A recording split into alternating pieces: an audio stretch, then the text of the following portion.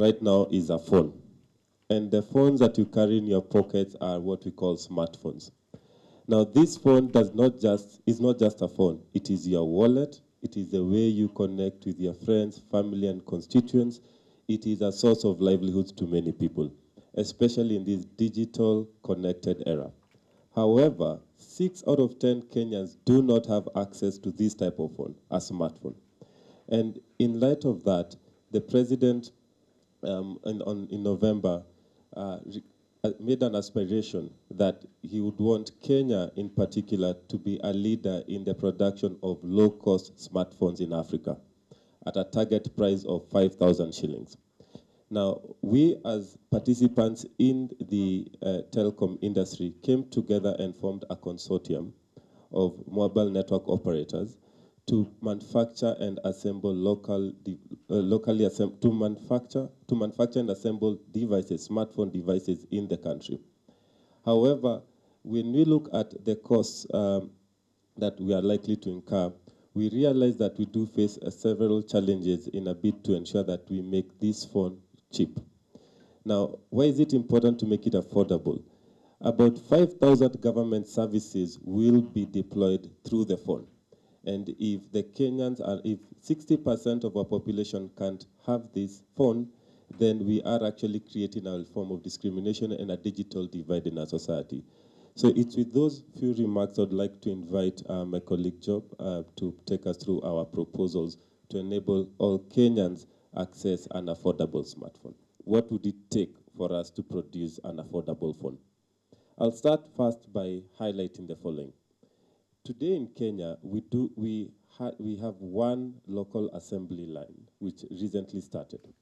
However, the demand for phones in Kenya is significant. It is estimated we import about 4 million phones each year. And as Honorable Adipo highlighted, this is a constraint on the exchequer, more so on our foreign currency requirements.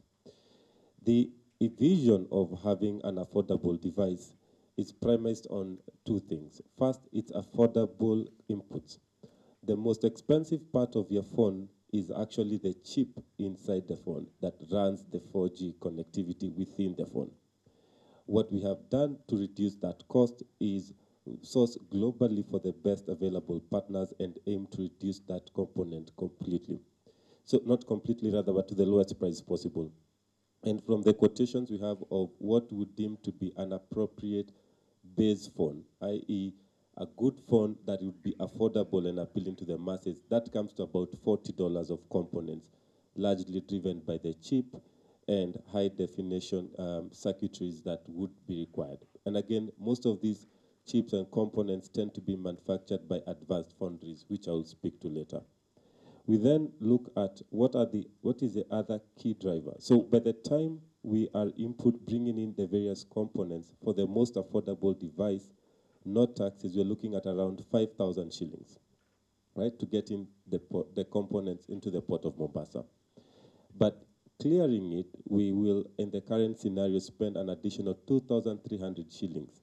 So you can see close to about 40% increase in cost, largely driven by import duty and largely driven by actually import duty and excess duty. After that, the assembly of the phone and the devices, we have aimed to be as efficient as possible. So when I look at the component cost of manufacturing of what we would incur, we anticipate to incur only about 300 shillings, which also includes the factory's profit margin. Why is this the case? Because we are working at scale, where the factory that we anticipate to launch will be has a capacity to do about 1.2 to 1.8 million phones per annum. So given the scale, we have aimed not to take additional profit, but to pass that cost benefit to the consumer. But again, when we do that, when we look at additional last mile connectivity and the rest, we'll probably add at most 1,000, 1,200, because again, you need to pay for logistics and for the suppliers to incentivize them to sell the phone. But my output VAT for that device is 1,500. So you can see I have moved from my components at around 5,400 to a final price of 11,000, and I, as a manufacturer, I'm only taking about 300 shillings. And so you can see that then the role of taxation in lowering the component cost is critical to ensuring that we have an affordable device. When His Excellency the President, launched the vision of an affordable device in Kenya, the dollar at the time was trading at around 100 shillings. We are right now at 130 or more, actually 135. Now, if we were to still work towards the vision of a $50 phone, which would be the equivalent, then we would need to address an import duty, would need to address excess duty and output VAT. With that, I'll be able to save about 4,000 shillings and bring the cost from about 11,200 to be precise to about 7,100 shillings. Now, that we can aim, as we grow in scale and improve our skills and improve our efficiency, we can scale that further down by another 300 to 400 shillings, so that now the final cost of a smartphone will be about 6,800, but between 6,500 and 7,000 shillings at most. That's our vision, and that would mean that that would be one of the most affordable phones in Africa, achieving the president's vision. Now, why is it that we are very interested as Safaricom in device assembly and device manufacturing? It's not just to benefit this consortium. If we are able to create an enabling environment, it means that tomorrow Samsung can come and set up shop, Foxconn, who manufacture for Apple, can come and set up shop here. Where I'm very interested in phones being assembled here is the market in Africa. We estimate about 120 million Africans will need phones by 2025.